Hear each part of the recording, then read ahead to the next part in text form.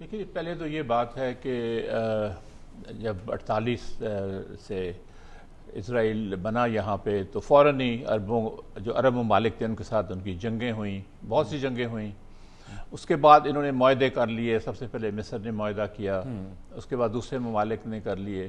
اب فلسطینیوں کے پاس صرف ایک ہی راستہ تھا کہ جو اپنی انہوں نے آزادی کی جنگ ہے وہ خود ہی لڑنی ہے۔ اس سلسلے میں 1990 کے شروع میں ہی اوسلو اکارڈ ہوا، جو کہ فلسطینیوں اور اسرائیل کے درمیان ہوا، جس سے سارے خطے کے ممالک حیران بھی رہ گئے تھے، کیونکہ انہوں نے ایک اس قسم کی بات چیت اوسلو میں شروع کی، اور جس کے نتیجے میں یہ طے ہوا کہ 2 اسٹیٹ فارمولا دیا گیا کہ 2 اسٹیٹس قائم ہوں گی یہاں پہ، فلسطینیوں کی اسٹیٹ اور اسرائیل کی اسٹیٹ۔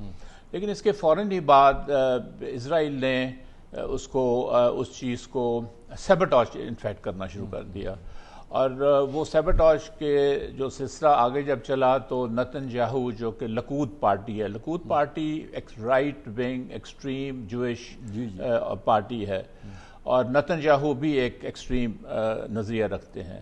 تو جب سے لکود پارٹی آئی، انہوں نے بجائے اس کے کہ وہ 2 جو سٹیٹس ہیں اس کی طرف بڑھیں، انہوں نے پوری کوشش شروع کر دی کہ ہم فلسطینیوں کی جو زمینیں ہیں ان پہ قبضہ کرتے جائیں اور ان کو سکویز کرتے جائیں، اور یہ مطلب یہ ہم بھی سارے کہتے تھے اس وقت کہ غازہ دنیا کی سب سے بڑی جیل ہے بغیر چھت کے، تو اور ان کو بالکل انہوں نے آئی لینڈز میں بند کر دیا۔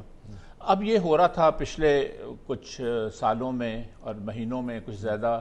ایک تو یہ تھا جو سیٹلرز ہیں، یہ زیادہ سے زیادہ سیٹلرز کی جو ان کی آبادیاں بنا رہے تھے اور پھر ان کو پروٹیکٹ بھی فوج سے کر رہے تھے، اور یہ سیٹلرز ان کو چھیڑ رہے تھے، فلسطینیوں کو ان کی بے عزتی کر رہے تھے، توہین کر رہے تھے۔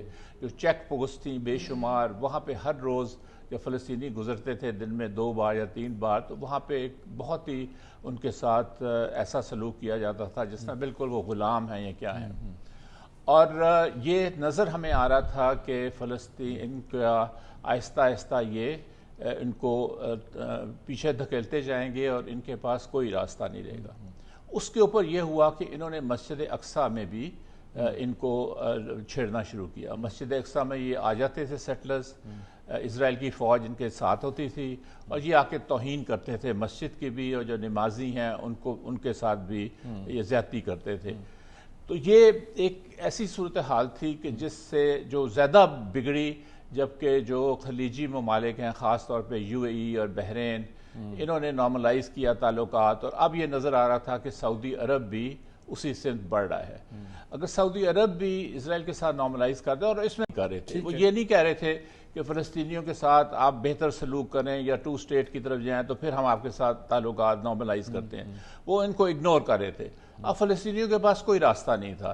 ایک تو یہ ان کے پاس راستہ تھا کہ وہ بالکل ہی غلام بن جائیں، سلیو بن جائیں، بلکہ کالونی تو وہ انہوں نے بنائی لی تھی، لیکن اس سے بھی بدتر کر دیں۔ اور دوسرا یہ تھا کہ وہ کچھ ایسی کارروائی کریں اپنے جان بچانے کے لیے جس سے ایک تو پیغام جائے، جو انہوں نے بھیجا پیغام کہ اسرائیل انوینسیبل نہیں ہے، جو کہ یہ سمجھا جاتا تھا کہ ان کی کوئی نزدیک بھی نہیں آ سکتا۔ دوسرا یہ بھی انہوں نے عرب جو دنیا ہے، میں یہاں پہ عرب دنیا سے میری مراد ہے اسٹریٹ میں جو عرب ہوتے ہیں، یعنی عرب بھی 2 حصوں میں عرب عوام، چونکہ حکمرانوں کی اور سوچ ہے اور عوام کی اور سوچ ہے۔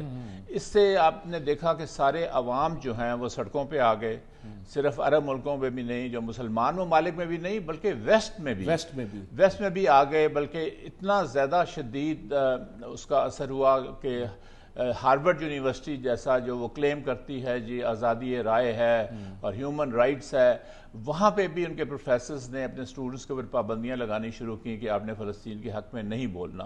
اسی طرح اسٹینفورڈ میں ہوا، اس طرح یعنی یہ گڑھ تھے آزادی کے، ان کے اوپر بھی اس قسم کا۔ تو اس سے یہ پتہ ہمیں چلتا ہے کہ جو ویسٹ ہے وہ تو بالکل ہی اسرائیل کے پیچھے اور ان کے ساتھ ہے، اور کوئی ان کو ہیومن رائٹس کی کوئی پرواہ نہیں کہ ان کے ساتھ کیا ہو رہا ہے۔ اب اس کا یہی ہو سکتا ہے کہ اسرائیل نے بڑے زور سے حملہ کیا ہے، ان کو یہ دھکیل رہے ہیں، پیچھے کر رہے ہیں، لیکن دیکھیے اس طرح مسئلے حل نہیں ہوتے، اس طرح مسئلے خراب ہوتے ہیں۔ کیونکہ اگر ہم جو ہمیں نظر آ رہا ہے کہ اگر مثال کے طور پہ حماس کو یا فلسطینیوں کو یہ کچل بھی دیں تو وہاں پہ القاعدہ ہمارے سامنے ہے، ISIS ہمارے سامنے ہے. چونکہ اس قسم کی جو تنظیمیں ہیں شدت پسند، وہ شدت پسند وہ تبھی جنم لیتی ہیں جب وہ سمجھتے ہیں کہ ان کو بالکل کچلا جا رہا ہے، اور پھر وہ وہاں پہ یہ اگر بات ہو گئی. اور ہاں لیبنان کا تھیٹر بھی اگر گرم ہو رہا ہے، وہ بھی ہو رہا ہے. اور حماس الیکشن جیتی ہے اپنی اس غزہ کی پٹی میں، بالکل جیت کے وہ آئے ہیں. حماس جو ہے، جو حزب اللہ ہے، انہوں نے کچھ سال پہلے، دہائیاں پہلے اسرائیل کو ٹھیک ٹھاک چوٹ پہنچائی تھی اور بہت ان کا نقصان کیا تھا، اور یہ وہاں پہ لبنان میں آگے نہیں جا سکی تھی ان کی فوجیں. ٹھیک ہے، تو وہ اگر تھیٹر کھلتا ہے تو پھر بالکل ڈی سٹیبلائز ہو جائے گا سارا علاقہ، اور اسرائیل کو سب سے زیادہ نقصان ہوگا. ٹھیک بات.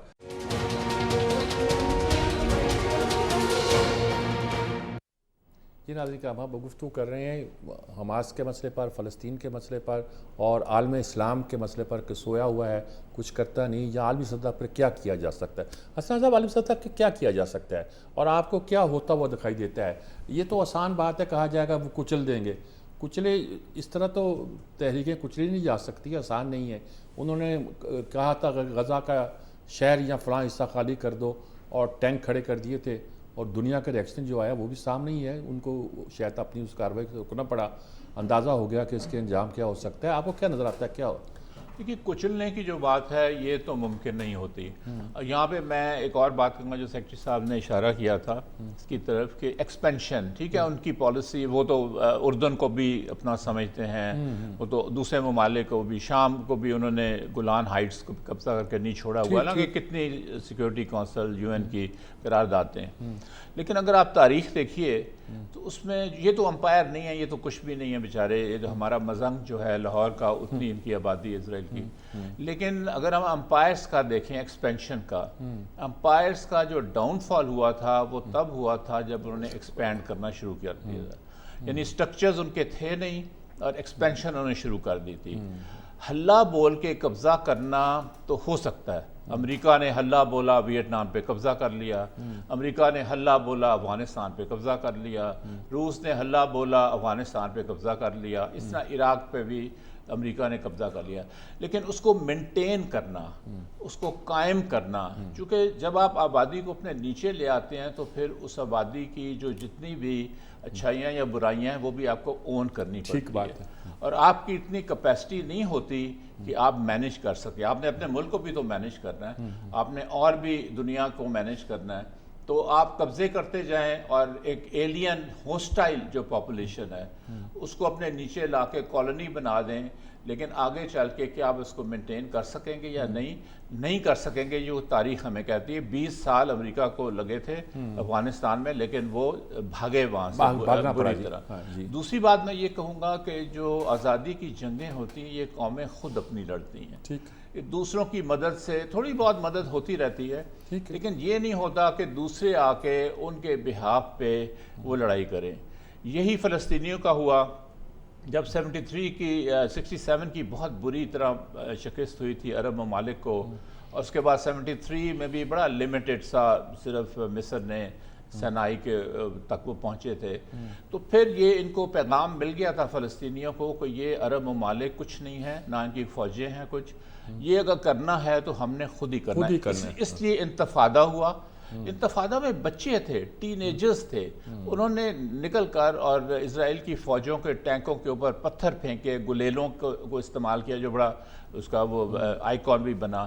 پھر انتفاضہ 2 بھی ہوا. جب دوسرا انتفاضہ ہوا تو اسرائیلی اس کے لیے تیار نہیں تھے کہ گلیوں میں گھس کے بچوں کا پیچھا کریں. وہاں پہ پھر ان کو بھی سبق ملا کہ ہمیں کوئی ایگریمنٹ کرنی ہے، اور پھر خفیہ بات چیت اوسلو میں شروع ہوئی. اور یاسر عرفات اس وقت تھے لیڈر، ان کا بھی خیال تھا کہ یہ ہم نے ہی آپس میں کرنا ہے، یہ عرب ممالک ہے. جیسے میں نے پہلے بھی کہا، بڑے یہ حیران ہوئے تھے. میں اس کو جارڈن میں تھا جب یہ اوسلو اکارڈ کا اعلان ہوا تھا، تو اس کو 6 دن تو بادشاہ سلامت بولے نہیں تھے جارڈن کے، حالانکہ 50% آبادی فلسطینیوں کی ہے جارڈن میں، کیونکہ حیران رہ گئے تھے سارے کیا ہوا. لیکن وہ بات چل نہیں سکی. میں نے کہا یہ پھر رائٹ ونگ ایکسٹریمسٹ لقود پارٹی آ گئی، اور ابھی تک لقود پارٹی کی حکومت ہے نتنیاہو وغیرہ کی، لیکن یہ زیادہ چل نہیں سکے گا۔ حوصلہ صرف یہ رکھیں گے، فلسطینی بڑے تکڑے بندے ہیں۔ اگر آپ جیسا میں نے کہا جارڈن کو بھی دیکھیں، 50% ان کی آبادی ہے، فلسطینیوں کی اور وہ بڑے ڈائنامک فلسطینی ہیں، معمولی نہیں ہیں۔ ان کے بینک ہیں، ان کے بڑے بڑے ریسٹورنٹس ہیں، دکانیں ہیں، بزنس ہیں، اور بہت بڑی تعداد میں یہ گلف میں بھی ہیں، بڑے اہم عہدوں پہ ہیں۔ اس لیے یہ بات اس طرح ختم نہیں ہوگی، یہ اسرائیل خود ہی اس میں پھنس رہا ہے، اور کوئی ماضی سے اور تاریخ سے وہ سبق حاصل نہیں کر رہا کہ اگر امریکہ جیسی سپر پاور اور روس جیسی سپر پاور نہیں مینٹین کر سکے، حالات بول یہ تو بہت چھوٹا ملک ہے، تو یہ تو کچھ بھی نہیں ہے، یہ تو سارا امریکہ کی آپ نے اچھا کہا اس کی آبادی تو ہمارے مزنگ کے برابر ہے جی، یہی کہا جا سکتا ہے۔ میں یہ کہوں گا جی کہ یہ مونولیتھک کمیونٹی آپ نہیں بنا سکتے۔ مسلم ممالک کی بات کی گئی ہے کیونکہ ان کے ہر ایک اپنے انٹرسٹ ہیں، اور لیول آف ڈیولپمنٹ میں بہت فرق ہے۔ کچھ ممالک جو ہیں وہ اکنامیکلی بہت آگے نکل گئے ہیں، جیسا تیل بیچنے والے ممالک ہیں۔ کئی جو ہیں وہ ٹیکنالوجی میں بہت آگے ہیں، جیسا ترکی ہے، ملیشیا ہے، انڈونیشیا ہے۔ کئیوں نے اپنے سیاسی نظام بہتر کر لیے ہیں، کچھ ہماری طرح بیڑا غرق انہوں نے کر لیا اپنے سیاسی نظام کا بھی، اقتصادی معاملات کا بھی۔ تو اس لیے یہ ان ایون چونکہ ڈیولپمنٹس کے ساتھ چل رہا ہے اسلامی ممالک، اس لیے ان کے انٹرسٹ بھی ڈیفرنٹ ہو جاتے ہیں۔ یہاں پہ میں ایک بات کہوں گا کہ جو حکمران ہیں، پہلے تو ہم ان کی بات کرتے ہیں جو بالکل کی کنٹریز ہیں، سب سے جو پہلا لیئر ہے سعودی عرب کو اگر آپ لیں، ہمیں یہ نہیں بھولنا چاہیے کہ سعودی عرب میں ایک پورا قبیلے نے آ کر اور خانہ کعبہ پہ قبضہ کر لیا تھا، جو کئی ہفتے رہا تھا۔ وہ بادشاہ کے خلاف بغاوت تھی، اور بادشاہ جو کنگ فیصل تھا ان کو بھی ان کے نیفیو نے گولی ماری تھی، آئیڈیالوجیکل ڈفرینسز پہ۔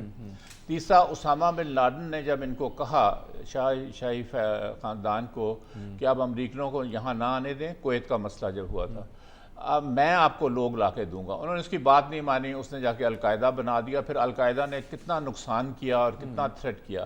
کہنے کا میں یہاں پہ مقصد یہ ہے کہ جو حکمران ہیں اب یہ بھی سوچیں گے، جو عرب حکمران ہیں جنہوں نے نارملائز ریلیشنز کیے ہیں، کہ ان کے لوگ کیا سوچ رہے ہیں، ٹھیک بات، اور وہاں سے کیا ری ایکشن آ رہا ہے۔